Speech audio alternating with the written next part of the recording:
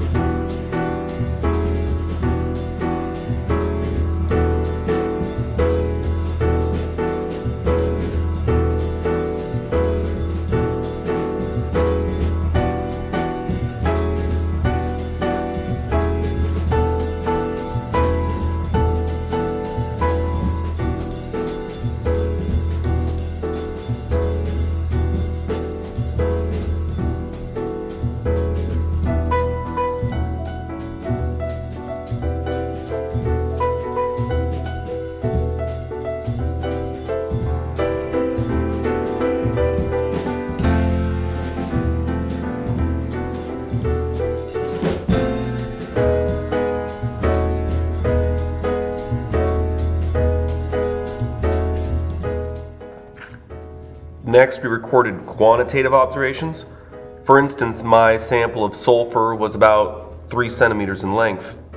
As we review quantitative observations, please do not change any of the numbers you wrote down.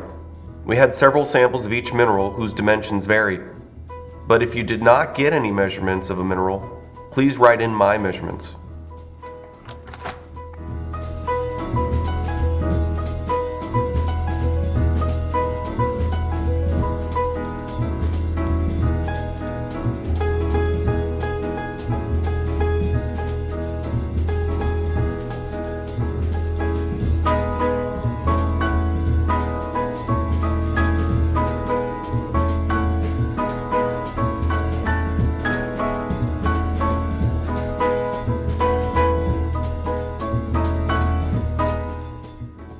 For mass measurements, I did not include footage of my observations because of time constraints. Again, if you copied down my measurement for length, please copy down my other quantitative observations as well, like my measurements for mass and volume.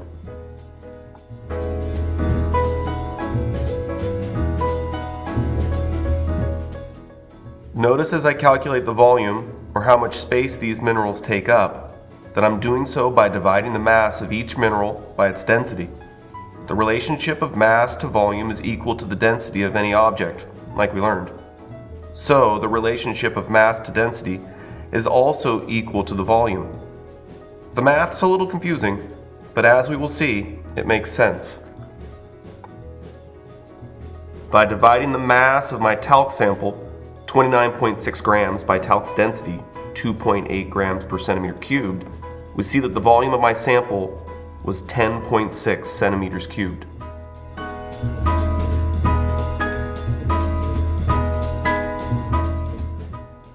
By dividing the mass of my galena sample, 60.2 grams, by galena's density, 7.6 grams per centimeter cubed, we see that the volume of my sample was 7.9 centimeters cubed.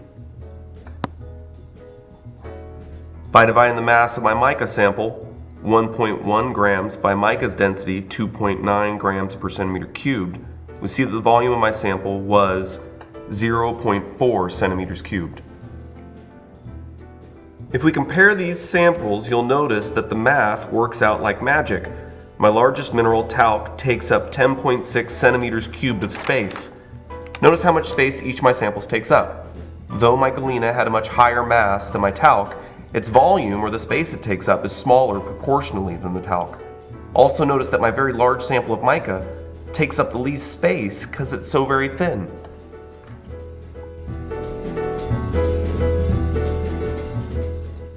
One aspect of this lab that many of you had trouble with was describing the luster of each mineral. Luster is the way the surface of a mineral looks. This quality of a mineral helps to classify it. The two main types of luster help to place a mineral on the periodic table of elements. Remember, each mineral has a specific chemical composition, and the luster helps to identify what elements are in a mineral.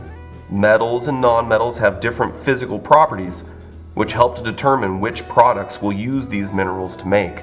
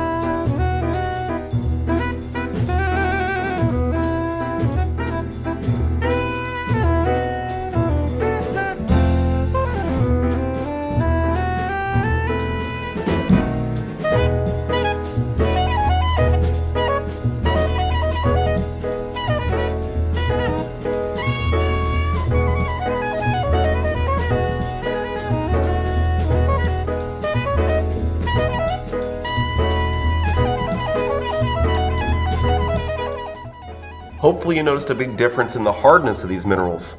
Hardness often helps to determine what products we'll make with a mineral resource. The hardness of a mineral is also based on its chemical composition.